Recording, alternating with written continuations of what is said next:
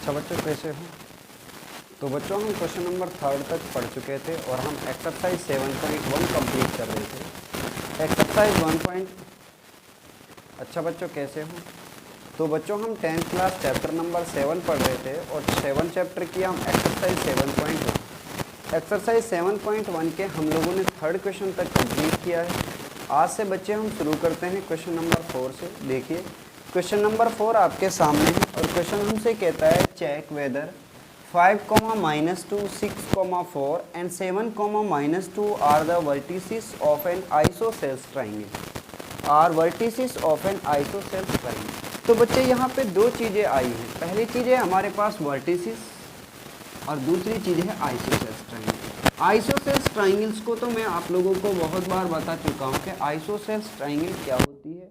अब बात करते हैं हम वर्टिसेस की और आइसोसेल्स ट्राइंगल की। देखिए जैसे आप लोगों के सामने ये ट्राइंगल है कोई भी बच्चे, तो जिस ट्राइंगल की दो साइड जहाँ पे जाके मिलती हैं वही पॉइंट हमारा वर्टेक्स कहलाता है। ठीक है, क्या कहलाता है? वर्टेक्स। और वर्टेक्स का जो प्लूरल होता है वो होता है वर्टिसेस। ठीक है, तो ए ये पॉइंट मान लीजिए हो गया ए, ये हुआ बी और ये हुआ सी। तो A B C are the vertices of a triangle. Clear.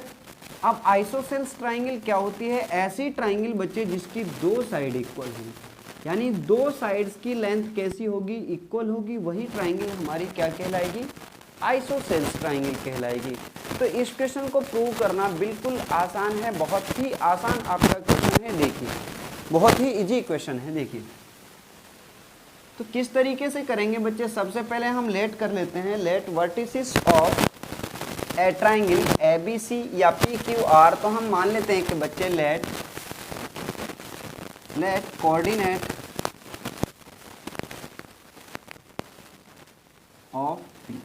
P के कोऑर्डिनेट हमने माने बच्चे 5, -2 एंड कोऑर्डिनेट ऑफ क्यू के हमने मान लिए बच्चे 6, 4 एंड आर पॉइंट के हमने कोऑर्डिनेट मान लिए हैं कोऑर्डिनेट 7, -2। ये हमने मान लिए कोऑर्डिनेट। ठीक है, और हमारी जो ट्राइंगल है वो है बच्चे पी क्यू आर ट्राइंगल। जैसे ही मैं अभी बात कर रहा था आपसे, ये हमारी ट्राइंगल है। ठीक है, पी क्यू आर।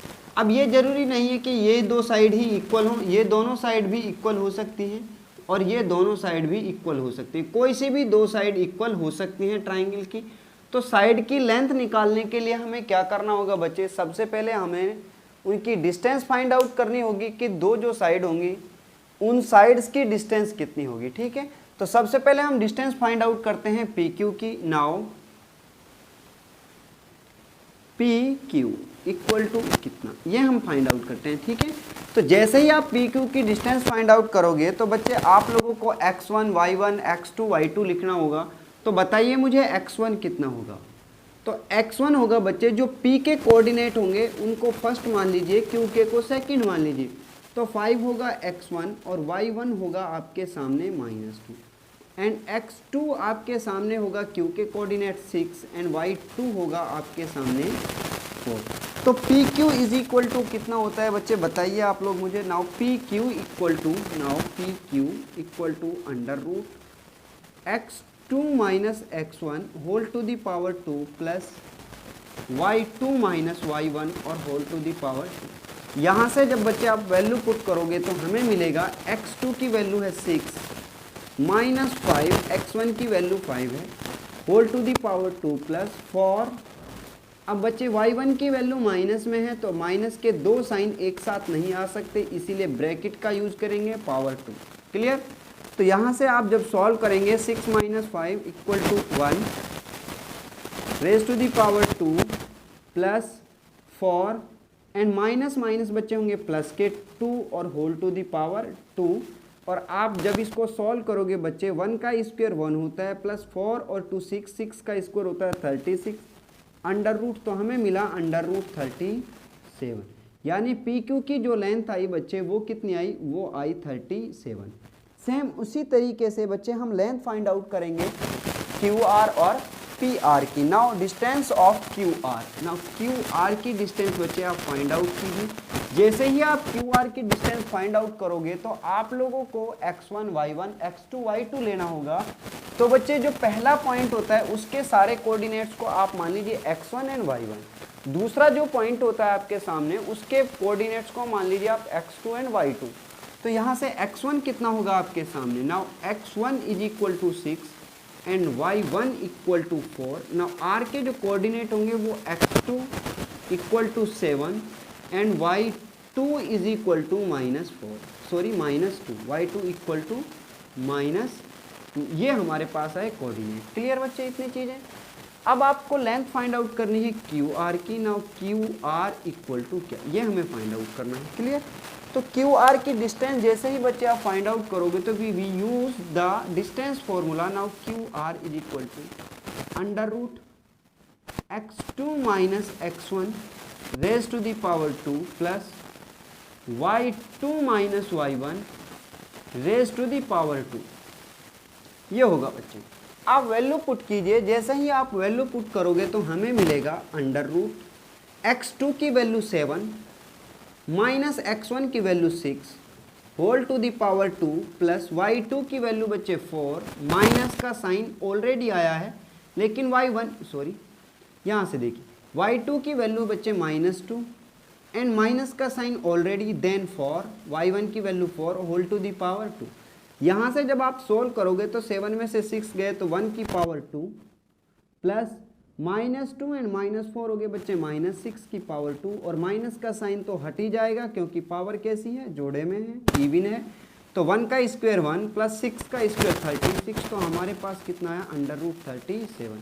अब बच्चे जैसे ही आप लोगों के पास दो साइड इक्वल आ जाती है, आप उस तरीके से सॉल्व करते हैं कि पहले ही दो साइड इक्वल आ जाती हैं तो बच्चे आप थर्ड साइड की लेंथ फाइंड आउट करने की ज़रूरत नहीं है। अगर आप गलती से पहले P R distance find out करते और फिर इक्वल ना आती तो बच्चे आप लोगों को Q R distance find out करना होता उस टाइम। अगर वो दो साइड अनइक्वल हैं, यानी आप लोग लेंथ फाइंड आउट कर रहे हो ट्राइंगल की साइड की, आपने दो साइड की लेंथ निकाली, दोनों की अनइक्वल आई। क्लियर। तो आइसोसेल्स ट्राइंगल नहीं हुआ अभी तक। फिर आपको थर्ड साइड की लेंथ 100% निकालनी होगी। ठीक है। इफ अगर आपने साइड की लेंथ निकाली और दो ही साइड की निकाली, दोनों की इक्वल आई, तो बच्चे आप लोगों को अगली साइड निकालने की जरूरत नहीं है। क्यों? क्योंकि हमें तो आइसोसेल्स प्रूव करना था, तो दो साइड की लेंथ ही इक्वल है। तो ट्राइंगल कैसा है, आइसोसेल्स ट्राइंगल है। तो लिखेंगे hence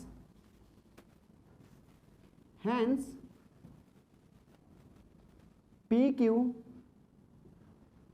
is equal to QR, then the triangle, the vertex, given vertex, then given vertex vertices are vertices of